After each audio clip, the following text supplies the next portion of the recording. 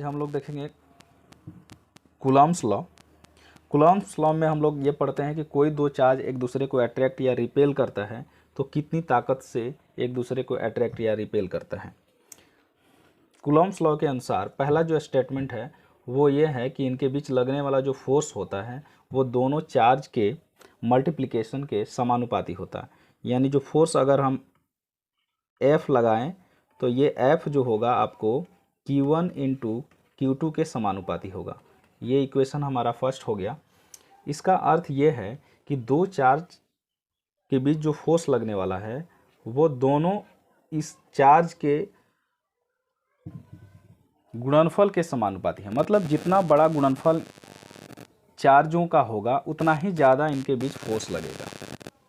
हम ये भी कह सकते हैं कि किसी एक चार्ज को अगर बढ़ाएं तब भी फोर्स बढ़ेगा, क्योंकि एक चार्ज के बढ़ाने से भी गुणनफल बढ़ जाएगा। यानी दोनों चार्ज का गुणनफल जितना अधिक होगा इनके बीच लगने वाला फोर्स भी उतना ही अधिक लगेगा। दूसरा स्टेटमेंट है कि जो फोर्स होता है वो इनके बीच की दूरी के वर्ग के व्युत्क्रमानुपाती होता है। यानी इनके बीच की दूरी जितना ज़्यादा होगी फोर्स उनके बीच उतना ही कम लगेगा। उल्टा रिलेशन है, मतलब जितना ज़्यादा हम आवेश के बीच की दूरी को घटाएंगे उतना ही अधिक फोर्स लगेगा और जितना बढ़ाएंगे उतना ही कम फोर्स लगेगा।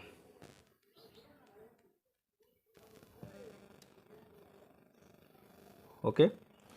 तीसरा स्टेटमेंट ये है कि ये फोर्स जो होता है वो मीडियम पर डिपेंड करता है। मीडियम डिपेंडेंट फोर्स है, मतलब अलग अलग माध्यम में रखेंगे तो फोर्स अलग अलग लगेगा। अगर हम एयर में रखेंगे तो वो फोर्स चार्जों के बीच कुछ अलग होगा, वाटर में ले जाएंगे तो कुछ और होगा। पेट्रोल, डीजल, किरोसिन, सैंड जो भी है, बालू, अलग अलग जगह पे रखने से ये उनके बीच लगने वाला फोर्स जो होता है वो अलग अलग हो जाता है।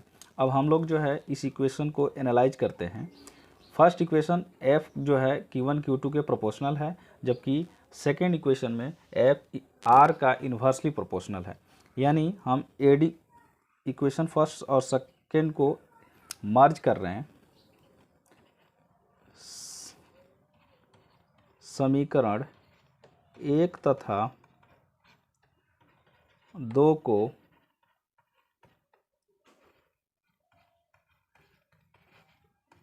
जोड़ने पर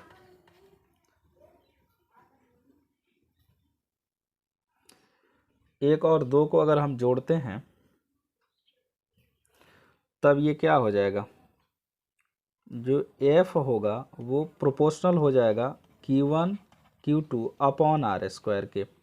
अब इस प्रोपोर्शनलिटी को अगर हटाएंगे तो एक कांस्टेंट देना होता है, यहाँ हम उसको लिख देते हैं K Q1 Q2 बटा R स्क्वायर। इस K को का जो वैल्यू होता है, K की वैल्यू आती है 1/4 पाई एप्सिलॉन नॉट, जहाँ एप्सिलॉन नॉट हम बोलते हैं निर्वात के विद्युतशीलता यानी परमिटिविटी ऑफ फ्री स्पेस। इसकी फिक्स वैल्यू होती है 8.85 इंटू 10⁻⁻12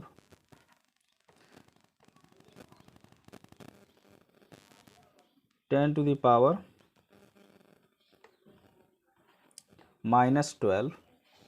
कूलम्ब स्क्वायर पर न्यूटन मीटर स्क्वायर। अब यहाँ अगर हम K की वैल्यू निकालना चाहें तो हमारे पास जो K आ रहा है वो आ रहा है 1/4 पाई। 4 पाई की वैल्यू हम लोग जानते हैं 3.14, और हमारे पास जो एप्सिलॉन नॉट की वैल्यू है वो है आपको 8.85 इंटू 10⁻⁻12। अगर इसको हम लोग सॉल्व करते हैं तो ये वैल्यू आता है नियर अबाउट 9 इंटू 10⁻9। अगर इस वैल्यू को अगर हम पीछे पुट कर दें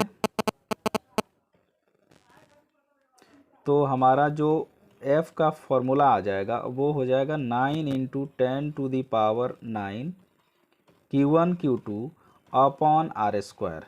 ये आपको फोर्स निकालने का फॉर्मूला है दो चार्ज के बीच, अगर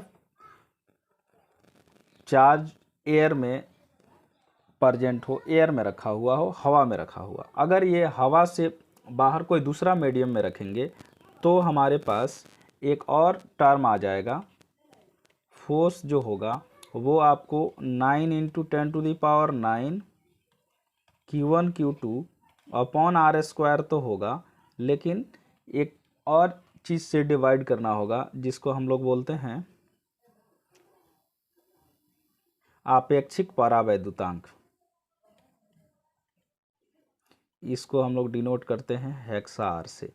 जिस एयर के अलावा जिस मीडियम में अगर हम लोग चार्ज को रखेंगे उसके एप्सिलॉन R यानी आपेक्षिक परावैद्युतांक से डिवाइड कर देंगे इस इक्वेशन में, तो हमारे पास दो चार्ज के बीच लगने वाला फोर्स कैलकुलेट हो जाएगा। Okay, thank you.